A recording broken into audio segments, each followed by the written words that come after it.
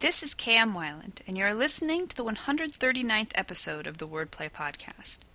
One of the fun things about rewriting is the fact that your daily word counts escalate simply by virtue of half the words already having been written.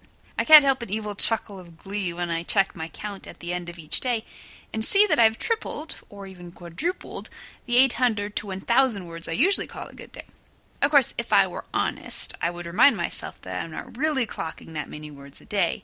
If I'm lucky, half of those are new additions. But still, it does give a nice little glow of gratifying productivity at the end of each day. Are you giving readers the tools to understand your story? The latest post in the video series on my blog talks about when and how to explain pertinent details to your readers, using examples from Lisa Sheeran's fantasy Magic Lost, Trouble Found. You can watch the video on my blog at wordplay-kmweiland, that's weiland.blogspot.com. New videos are posted every Wednesday. And now, I hope you enjoyed this week's podcast, The Secrets of Story Structure Part 3, Introducing Characters, Settings, and Stakes. Once you've hooked the reader, your next task is to put your early chapters to work introducing your characters, settings, and stakes. The first 20 to 25% of the book comprises your setup. At first glance, this can seem like a tremendous chunk of story to devote to introductions. But if you expect readers to stick with you throughout the story, you first have to give them a reason to care. And this important stretch of the story is where you accomplish just that. Mere curiosity can only carry a reader so far. Once you've hooked that sense of curiosity, you then have to deepen the pull by creating an emotional connection between your readers and your characters.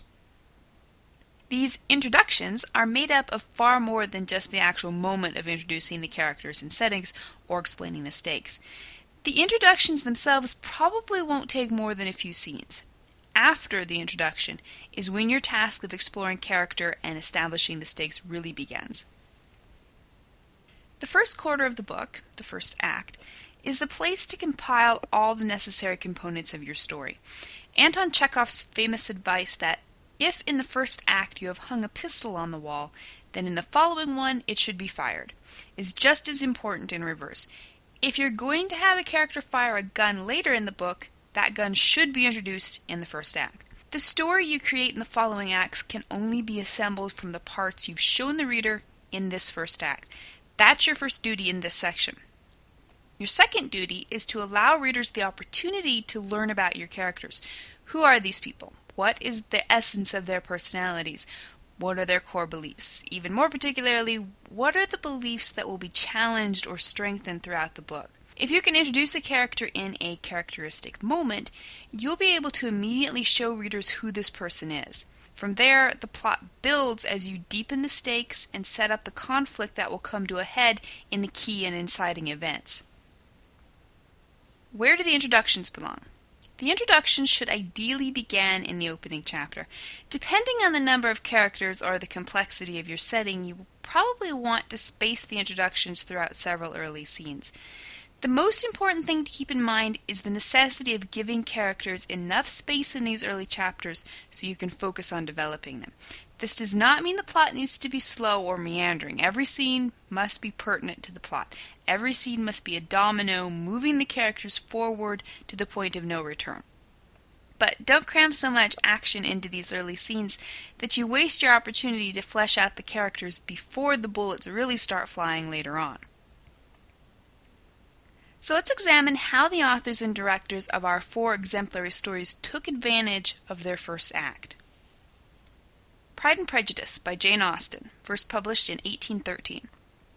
Austen introduces characters, settings, and stakes all 3 in the very first scene. 10 pages in, we've been introduced to all the major characters, given to understand the setting, and shown what's at stake for the Bennet daughters if one of them can't ensnare the unwitting Mr. Bingley.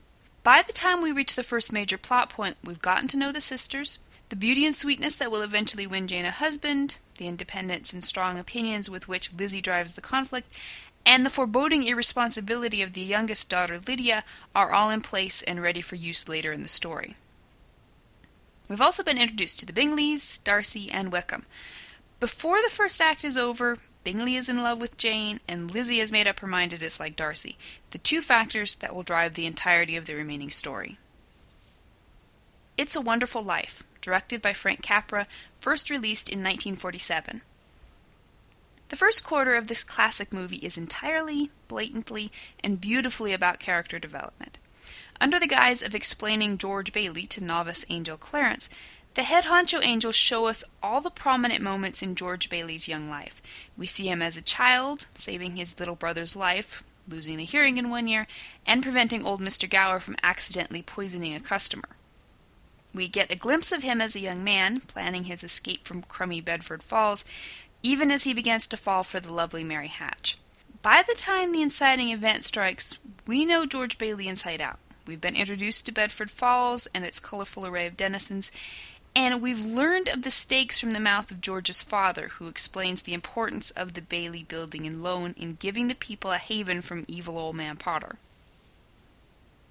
Ender's Game by Orson Scott Card, first published in 1977.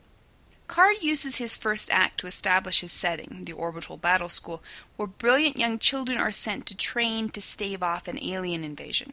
We learn about this strange and brutal place through the eyes of the main character, Ender Wiggin, who is a new arrival, and in so doing we learn about Ender as well. We see his determination, his kindness, but also his underlying bedrock of ruthlessness, which will eventually become the element around which the entire plot must turn. Almost all of the important supporting characters are introduced, and readers are immediately shown what is at stake, not only for the human race, but also for Ender if he does not overcome the handicap of his extreme youth in order to flourish in this place. Master and Commander, The Far Side of the World, directed by Peter Weir, first released in 2004. After the initial onslaught of the furious opening battle, Weir slows his movie down considerably to allow viewers to get to know the main characters, the captain and the surgeon, and the several dozen minor characters featured from among the crew members. The opening battle already showed us the stakes were high, but the characters' reactions to it, particularly the captain's intense desire to refit the ship and re-engage the enemy, help us understand why they're fighting and what will happen if they fail. As the crew works to repair the ship's battle damage, we're also given an inside view of the ship itself, which will play such an irreplaceable role throughout the rest of the story. So, what can we learn from these masterful first acts? 1. If the hook has done its job, you can safely slow down the action enough to thoughtfully introduce and deepen your characters. 2. The salient personality points, motivations, and beliefs of the characters should all be developed. 3. The pertinent points of the setting must be fleshed out so you don't have to slow down in the second act to explain things. Readers should already be oriented by the first plot point. 4. The very fact that readers are developing a bond with the characters raises the stakes. Drive the point home by making clear what the characters, and thus the readers, stand to lose in the coming conflict. 5. Make certain every scene matters. Each scene must be a domino that knocks into the next domino/scene, building inexorably to the first plot point. The first quarter of the book builds the foundation of your entire story. A weak foundation will topple even the most brilliant of conflicts and climaxes.